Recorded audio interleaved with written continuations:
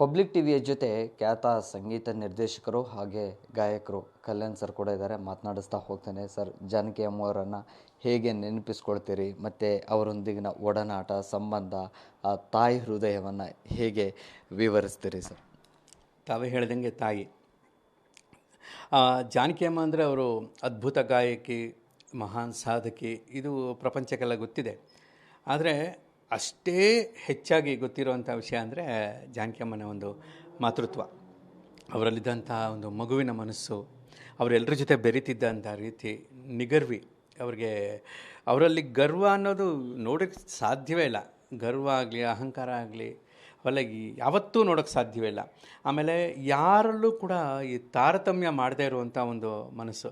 ಅವರು ಚಿಕ್ಕವರು, ದೊಡ್ಡವರು, ಹೊಸಬರು, ಹಳಬರು, ಬಡವರು, ಶ್ರೀಮಂತರು, ಯಾವುದೇ ತಾರತಮ್ಯ ಇಲ್ಲದೆ ಎಲ್ಲರ ಜೊತೆ ಸಮಾನ ಪ್ರೀತಿಯಿಂದ ಒಂದು 5 ನಿಮಿಷ ಮಾತಾಡಿದ್ರು ಕೂಡ ಏನೋ 50 ವರ್ಷದ ಆತ್ಮೀಯತೆ ಅನ್ನೋ ಥರ ಎಲ್ಲರಲ್ಲೂ ಕೂಡ ಬೆರೆತು ಎಲ್ಲರ ಜೊತೆ ಪ್ರೀತಿಯಿಂದ ನಡ್ಕೊತಿದ್ದಂಥ ಆ ನಡೆ ನುಡಿ, ಆ ಗುಣ, ಆ ಸ್ವಭಾವ, ಆ ವ್ಯಕ್ತಿತ್ವ, ಅದು ಬಹಳ ಶ್ರೇಷ್ಠತೆ ಇರುವಂಥದ್ದು.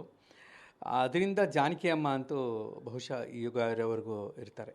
ಈಗ ಎಷ್ಟೋ ಅದ್ಭುತ ಗಾಯಕರು ಒಂದು ಕಾಲಮಾನದ ನಂತರ ಕೆಲವು ಹಾಡುಗಳು ಮರೆಯೋ ಸಾಧ್ಯತೆ ಇರುತ್ತೆ. ಒಂದು 50 ವರ್ಷ 100 ವರ್ಷ ಆದಮೇಲೆ ಬಹಳ ಹಿಂದಿನ ಗಾಯಕರ ಕೆಲವು ಹಾಡುಗಳನ್ನ ಕೆಲವರು ಮರೆಯೋ ಸಾಧ್ಯತೆ ಇರುತ್ತೆ. ಬಟ್ ಜಾನಕಿ ಅಮ್ಮ ಅಂತ ಅವ್ರನ್ನ ನಮ್ಮ ನಾಡಿರೋವರೆಗೂ ಕೂಡ ಇದ್ದೇ ಇರ್ತಾರೆ. ಈಗ ತಮ್ಮ ಮನೆಗೂ ಕೂಡ ಬರ್ತಾ ಇದ್ರು, ಮತ್ತು ಅವ್ರ ನಿವಾಸಕ್ಕೆ ನೀವು ಕೂಡ ಹೋಗ್ತಾ ಇದ್ರಿ ವಿತ್ ಫ್ಯಾಮಿಲಿ. ಸೊ ಆ ಅನನ್ಯತೆ, ಆ ಬಾಂಧವ್ಯ, ಸೊ ಹೇಗೆ ಟೈಮ್ ಸ್ಪೆಂಡ್ ಮಾಡ್ತಾ ಇದ್ರಿ ಸರ್? ಏನಿಲ್ಲ, ಜಾನಕಿ ಅಮ್ಮ ಮನೆಗೆ ಬರ್ತಾರೆ ಅಂದ ತಕ್ಷಣ ನನಗೆ ಒಂದು ನೆನಪಿದೆ. ಫಸ್ಟ್ ಟೈಮ್ ಜಾನಕಿ ಅಮ್ಮ ನಮ್ಮ ಮನೆಗೆ ಬಂದಾಗ ನಮ್ಮದೊಂದು ಪುಟ್ಟ ಮನೆ, ಅದರಲ್ಲಿ ಒಂದು ಕಡೆ ಬಲ್ಬ್ ಅಂಟಿಸಿದ್ರೆ ಇನ್ನೊಂದು ಕಡೆ ಬಲ್ಬ್ ಆನ್ ಆಗ್ತಿರಲಿಲ್ಲ. ಆ ಥರದ ಒಂದು ಪುಟ್ಟ ಮನೇಲಿದ್ದಾಗ ಜಾನಕಿ ಅಮ್ಮ ಫಸ್ಟ್ ಟೈಮ್ ನಮ್ಮ ಮನೆಗೆ ಬಂದಿದ್ದು. ಅವು ಬರುವಾಗಲೇ ಏನು ತಯಾರಿ ಮಾಡಿದೆ ಅಂದರೆ ಒಂದು ಪೂರ್ಣ ಕುಂಭ, ಅದರಲ್ಲಿ ಆ ಕುಂಭದಲ್ಲಿ ಫುಲ್ಲು ಮಾವಿನ ಸೊಪ್ಪು, ತೆಂಗಿನಕಾಯಿ ಎಲ್ಲ ಇಟ್ಟು ಸರಸ್ವತಿ ಫಸ್ಟ್ ಟೈಮ್ ನಮ್ಮ ಮನೆಗೆ ಬರ್ತಾಯಿದ್ದಾರೆ ಅಂತ ಹೇಳಿ ಅವರು ಪೂರ್ಣ ಕುಂಭ ಇಟ್ಕೊಂಡು ಒಂದು ನಾದಸ್ವರ ಎಲ್ಲ ಇಟ್ಕೊಂಡು ಆ ಮೇಳತಾಳದ ಜೊತೆ ಅಮ್ಮನ್ನ, ಆ ಒಂದು ಪುಟ್ಟ ಮನೆಗೆ ಮೇಳತಾಳದ ಜೊತೆ ಅಮ್ಮನ್ನ ಬರ್ಮಾಡ್ಕೊಂಡಿದ್ದು. ಏನಂದರೆ ಸರಸ್ವತಿಯ ಮನೆಗೆ ಬಂದರು ಅಂತ ಆ ಒಂದು ಭಾವನೆ. ಆನಂತರ ಎಷ್ಟು ಸತಿ ಅಮ್ಮ ನಮ್ಮ ಮನೆಗೆ ಬಂದಿದ್ದಾರೋ ಅದೇ ಭಾವನೆಯಲ್ಲಿದೆ. ಅವ್ರ ಮನೆಗೆ ಹೋದರೂ ಕೂಡ ಒಂದು ಶಾರದೇನೆ ಹಾಗನ್ಸುತ್ತೆ. ಈಗ ಉತ್ಪ್ರೇಕ್ಷೆ ಅಲ್ಲ, ನೀವು ಕೊಲ್ಲೂರು ಮೂಕಾಂಬಿಕಾ, ಶೃಂಗೇರಿ ಶಾರದಮ್ಮ ಸನ್ನಿಧಿಗೆಲ್ಲ ಹೋದಾಗ ನಿಮಗೊಂದು ಅವಿನಾಭಾವವಾದಂಥ ಒಂದು ಭಕ್ತಿ ಬರುತ್ತೆ, ಮತ್ತು ಒಂದು ದೈವಿಕತೆಯ ಒಂದು ಫೀಲ್ ಆಗುತ್ತೆ ಎಂಥವ್ರಿಗೂ ಕೂಡ. ಆ ಥರ ಜಾನಕಿ ಅಮ್ಮನ ಜೊತೆಗಿದ್ದರೆ ಯಾವುದೋ ಶಾರದೆ ಜೊತೆ ಇದ್ದೀವಿ ಅನ್ಸುತ್ತೆ. ಅದು ಯಾವುದೋ ಒಂದು ವ್ಯಕ್ತಿನಿ ಜೊತೆಗಿದ್ದೀವಿ ಅಥವಾ ಒಬ್ಬರು ಹಿರಿಯರ ಜೊತೆ ಇದ್ದೀವಿ ಅನ್ನೋದಕ್ಕಿಂತಲೂ ಹೆಚ್ಚಾಗಿ ಒಬ್ಬ ಸರಸ್ವತಿ ಜೊತೆ ಇದ್ದೀವಿ, ನಾವು ಶಾರದೆ ಜೊತೆ ಇದ್ದೀವಿ ಅನಿಸುತ್ತೆ. ಆದರೆ ಅವ್ರಿಗೆ ತಾನು ಶಾರದೆ ಅಂತ ಅವ್ರು ಅಂದ್ಕೊಳ್ಳೋದೇ ಇಲ್ಲ. ಅವರು ನಾನು ಏನೂ ಇಲ್ಲ ಅನ್ನೋ ಥರ ಎಲ್ಲ ಮಿಂಗಲ್ ಆಗಿಬಿಡ್ತಾರೆ. ನೀವು 5 ನಿಮಿಷ ಮಾತಾಡಿ, ನೀವು ಅವ್ರನ್ನ ಬಿಟ್ಟು ಹೋಗೋದೇ ಇಲ್ಲ. ಅಂಥ ಒಂದು ಪವಿತ್ರವಾದಂಥ ಪ್ರೀತಿ, ಮಮತೆ, ಮಮಕಾರ, ಅನುರಾಗ ಇವೆಲ್ಲವನ್ನು ಒಂದು ಕಡೆ ನೋಡ್ಬೋದು ಅಂದರೆ ಜಾನಕಿ ಅಮ್ಮನಲ್ಲಿ. ಈಗ ಜಾನಕಿ ಅಮ್ಮವರು ಭಾವನಾತ್ಮಕ ಜೀವಿ, ತಾಯಿ ಹೃದಯ, ತುಂಬ ಹತ್ತಿರದಿಂದ ನೋಡಿದಂಥವರು. ಸಾಮಾನ್ಯವಾಗಿ ಮನೆಗಳಲ್ಲಿ ಬಂದಾಗ ಈ ಸಂಗೀತ ಕ್ಷೇತ್ರವನ್ನು ಹೊರತುಪಡಿಸಿ ಸೊ ಆ ಕುಟುಂಬದ ಸದಸ್ಯರಂತೆ ಮಾತನಾಡ್ತಾ ಇದ್ರು, ಯಾವುದೆಲ್ಲ ವಿಚಾರಗಳ ಬಗ್ಗೆ ಮೆಲುಕು ಹಾಕ್ತಾಯಿದ್ರು, ಚರ್ಚೆಗಳು ಮಾಡ್ತಾಯಿದ್ರು. ಸಹಜವಾಗಿ ಏನಾಗುತ್ತೆ, ಜಾನಕಿ ಅಮ್ಮ ಅಂಥವ್ರು ಮನೆಗೆ ಬಂದಿದ್ದ ತಕ್ಷಣ ಆ ಒಂದು ಬೆರಗು ಇರುತ್ತೆ, ಬೆರಗು ಒಂದು ಖುಷಿ, ಅದರಲ್ಲೇ ಒಂದು 1 ಅವರ್ 2 ಅವರ್ ಕಳೆದೋಗುತ್ತೆ. ಆಮೇಲೆ ಅಮ್ಮ ಆ ಹಾಡು ಚೆನ್ನಾಗಿತ್ತು, ಈ ಹಾಡು ಚೆನ್ನಾಗಿತ್ತು, ಇದು ಸಹಜ, ಅದು ಸರ್ವೇ ಸಾಮಾನ್ಯ, ಎಲ್ಲರ ಮನೆಗೆ ಹೋದ್ರು ಕೂಡ ಈ ಹಾಡು ಚೆನ್ನಾಗಿತ್ತು, ಅದು ಚೆನ್ನಾಗಿತ್ತು, ಇದು ಚೆನ್ನಾಗಿ ಆಡಿದ್ರಿ, ಅದು ಚೆನ್ನಾಗಿ ಆಡಿದ್ರಿ, ಒಂದು ಸರಿ ಹಾಡಿ ಮತ್ತು ಅದನ್ನು ಹಾಡೋರು. ಆಮೇಲೆ ಅವರು ಧ್ವನಿ ಬದಲಾಯಿಸಿ ಗಂಡಸರು ವಾಯ್ಸಲ್ಲಿ ಹಾಡೋದು, ಮಗು ವಾಯ್ಸಲ್ಲಿ ಹಾಡೋದು, ವಯೋವೃದ್ಧರ ವಾಯ್ಸಲ್ಲಿ ಹಾಡೋದು, ಈ ವಾಯ್ಸ್ ಬದಲಾಯಿಸಿ ಹಾಡೋದೆಲ್ಲ ಅವ್ರ ಹತ್ರ ಹಾಡಿಸ್ಕೊಂಡು ಖುಷಿ ಪಡೋದು. ಆಮೇಲೆ ಇದು ಮಾಮೂಲಿ ಇದ್ದೇ ಇರುತ್ತೆ, ಈ ಒಂದು ಸಾಂದರ್ಭಿಕವಾದ ವಿಷಯ ಇದ್ದೇ ಇರುತ್ತೆ. ಇದಾದ ಮೇಲೆ ಅವರು ಕೇಳ್ತಾರೆ, ಹೇಗಿದ್ದೀರಾ ಮನೇಲಿ, ಒಬ್ಬೊಬ್ಬರನ್ನು ವಿಚಾರಿಸ್ಕೊಂಡು ಅವರು ಮನೆಯೆಲ್ಲ ಓಡಾಡಿಕೊಂಡು ಅವರು ಅಭಿಮಾನಿಸುವ ಎಲ್ಲ ಅಭಿಮಾನಿಗಳ ಜೊತೆ ಅವ್ರು ಹಾಗೆ ಇರ್ತಾರೆ. ನಾನು ಹೇಳೋದು ಇರ್ತಿದ್ರು ಅಂತ ಹೇಳೋಕ್ಕೆ ಮನಸ್ಸು ಬರೋಲ್ಲ, ಹಾಗೇ ಇರ್ತಾರೆ. ಜಾನಕಿ ಅಮ್ಮ ಅವರು ಆವರಿಸ್ಕೊಂಡ್ಬಿಡ್ತಾರೆ, ಎಲ್ಲ ಕಡೆ ಆವರಿಸ್ಕೊಂಡ್ಬಿಡ್ತಾರೆ. ಒಂಥರ ಪ್ರೀತಿ. ಅವರು ಬಂದು ಹೊರಟ ಮೇಲೆ ಏನೋ ಒಂದು ಖಾಲಿ ಅನಿಸುತ್ತೆ ಆ ಜಾಗ. ನಮ್ಮ ಮನೇಲಿ ಒಂದು 14-15 ಜನ ಇರ್ತೀವಿ ಅಂದ್ಕೊಳ್ಳಿ. ಜಾನಕಿ ಅಮ್ಮ ಬರ್ತಾರೆ, ಸ್ವಲ್ಪ ಹೊತ್ತು ಇದ್ದು ಮಾತಾಡಿ ಅವ್ರು ಹೊರಟ ಮೇಲೆ 14 ಜನ ಮನೇಲಿದ್ದರೂ ಕೂಡ ಮನೆ ಖಾಲಿ ಅನಿಸುತ್ತೆ. ಅಂದರೆ ಅಷ್ಟು ತುಂಬಿಕೊಂಡಿರ್ತಾರೆ ಅವರು. ಅದು ಆಮೇಲೆ ಅವ್ರು ಬಂದು ಹೋದಷ್ಟೊತ್ತು ಕೂಡ ಒಂದು ಪಾಸಿಟಿವ್ ಎನರ್ಜಿ.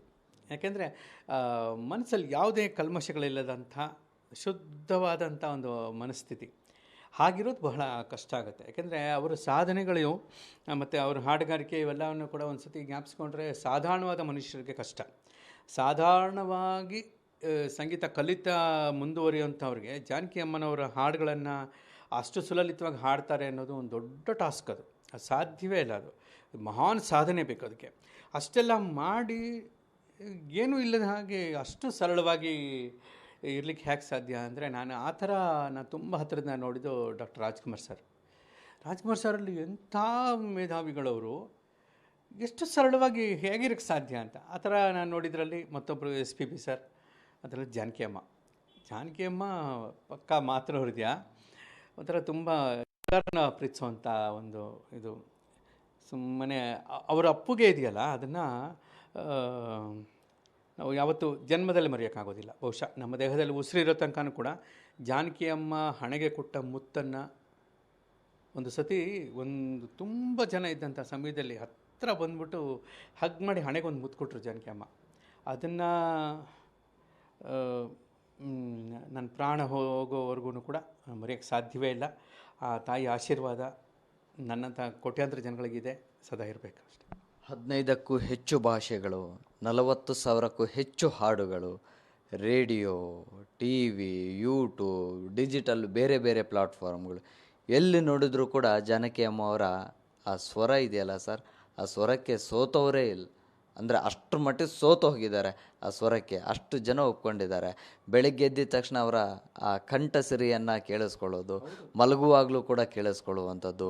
ಸೊ ಹೀಗೆ ಯುವ ಗಾಯಕರಿಗೂ ಕೂಡ ಒಂದು ರೀತಿಯಲ್ಲಿ ಸ್ಫೂರ್ತಿ. ಸೊ ಯಾರೇ ಬಂದರೂ ಕೂಡ ಅಷ್ಟೇ ಆತ್ಮೀಯತೆ, ಅನನ್ಯತೆ. ಸೊ ಹೇಗಿದ್ರು ಅವ್ರ ಜೊತೆ ಎಲ್ಲ?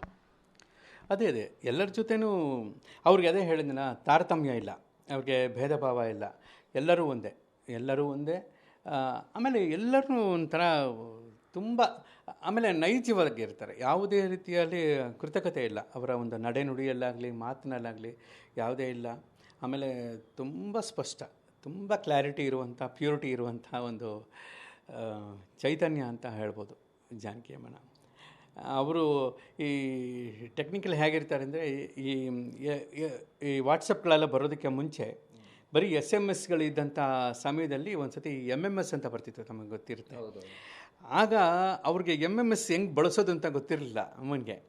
ಆ ಟೈಮಲ್ಲೆಲ್ಲ ಇದು ಹೆಂಗೆ MMS, ನಾನು ಕಳಿಸೋ ಫೋಟೋ ಯಾಕೆ ಬರ್ತಾ ಇಲ್ಲ ನಿನಗೆ, ನೋಡು ಆ ದೇವ್ರದ್ದು ಫೋಟೋ ಕಳಿಸಿದ್ದೀನಿ, ಈ ಮಗು ಥರ ನೀವು ಹೇಳಿದ್ರಲ್ಲ, ಎಲ್ಲ ಒಂದು ಪ್ರಾಕಾರಗಳಲ್ಲಿ, ಎಲ್ಲ ಮಾಧ್ಯಮಗಳಲ್ಲೂ ಜಾನಕಿ ಅಮ್ಮನ ಹಾಡು ಪ್ರಾಂಜ್ವಲಿಸ್ತಾ ಇರುವ ಸಮಯದಲ್ಲಿ ಒಂದು MMS ಕಳಿಸೋ ಥರ ಒಂದು ಪುಟ್ಟ ಮಕ್ಕಳ ಥರ ಅವರು ಯೋಚಿಸ್ಕೊಂಡು ಅಲ್ಲಿ ಒಂದೇನೋ ಸಣ್ಣ ತುಡಿತ ಅಂದರೆ ಹೇಗಿರೋಕ್ಕೆ ಸಾಧ್ಯ? ಅದು ಬಹುಶಃ ಒಂದು ದೈವ ಚೈತನ್ಯ ಇಲ್ಲ ಅಂತಂದರೆ ಜಾನಕಿ ಅಮ್ಮನಂಥ ಸರಳತೆ ಇರೋದು ಬಹಳ ಕಷ್ಟ ಇದೆ.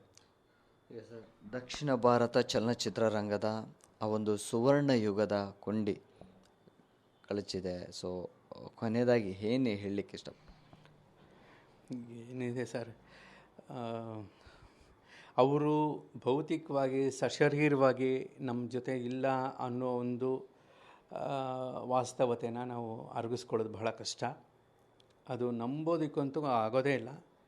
ಆದರೆ ಜಾನಕಿ ಅಮ್ಮ ನಮ್ಮ ಜೊತೆ ಕಳೆದಂಥ ಅಮೂಲ್ಯವಾದಂಥ ಕ್ಷಣಗಳು, ಅವ್ರು ಕೊಟ್ಟಂಥ ಪ್ರೀತಿ, ಅವ್ರು ಮಾಡಿದಂಥ ಅಗಾಧ ಸಾಧನೆ, ಹಾಡುಗಳು, ಎಲ್ಲದರಿಂದ ಅವರು ಇಡೀ ವಿಶ್ವವ್ಯಾಪಿ ಅವರು ಆವರಿಸ್ಕೊಂಡಿರ್ತಾರೆ. ನಮ್ಮ ಹೃದಯಗಳನ್ನು, ಮನಸ್ಸನ್ನು, ಬದುಕನ್ನು ಆವರಿಸ್ಕೊಂಡಿರ್ತಾರೆ.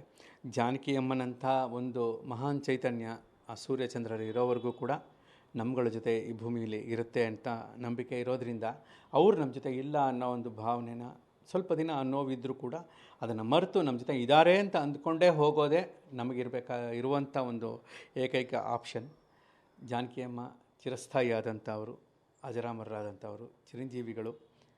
ಅವರ ಆಶೀರ್ವಾದ, ಅವರ ಒಂದು ಕೃಪೆ ನಮ್ಮೆಲ್ಲರ ಮೇಲೆ ಇರುತ್ತೆ. ಜಾನಕಿ ಅಮ್ಮನ ಸ್ಮರಣೆಯೇ ನಮಗೆ ಪ್ರಸ್ತುತಪಡಿಸುತ್ತೆ ಜಾನಕಿ ಅಮ್ಮ ಅಲ್ಲಿದ್ದಾರೆ ಅಂತ. ಅವರಿದ್ದಾರೆ ಅಂದ್ಕೊಂಡೇ ಇರಬೇಕಾಗತ್ತೆ. ಇದು ಕಲ್ಯಾಣ್ ಅವರ ಮಾತು, ಅವರೊಂದಿಗಿನ ಒಡನಾಟ ಮತ್ತು ಆತ್ಮೀಯತೆ, ಅವರ ಕುಟುಂಬದ ಜೊತೆಗಿನ ಆ ಸೌಹಾರ್ದತೆ ಹೇಗಿತ್ತು ಅನ್ನುವಂಥದ್ದನ್ನು ಎಲ್ಲವನ್ನು ಕೂಡ ಮೆಲುಕು ಹಾಕ್ತಾಯಿದ್ರು. ಅದರ ಜೊತೆಗೆ ಇಂಡಸ್ಟ್ರಿಗೆ ಬಂದಂತಹ ಯುವ ಗಾಯಕರಿಗೂ ಕೂಡ ಅವರು ಹೇಗೆ ಹುರಿದುಂಬಿಸ್ತಾ ಇದ್ದರು, ಅವರ ಜೊತೆ ಹೇಗೆ ಒಡನಾಟ ಇತ್ತು, ಅದೆಲ್ಲವನ್ನು ಕೂಡ ಮೆಲುಕು ಹಾಕುವಂಥ ಪ್ರಯತ್ನವನ್ನು ಕೂಡ ಮಾಡ್ತಾಯಿದ್ರು.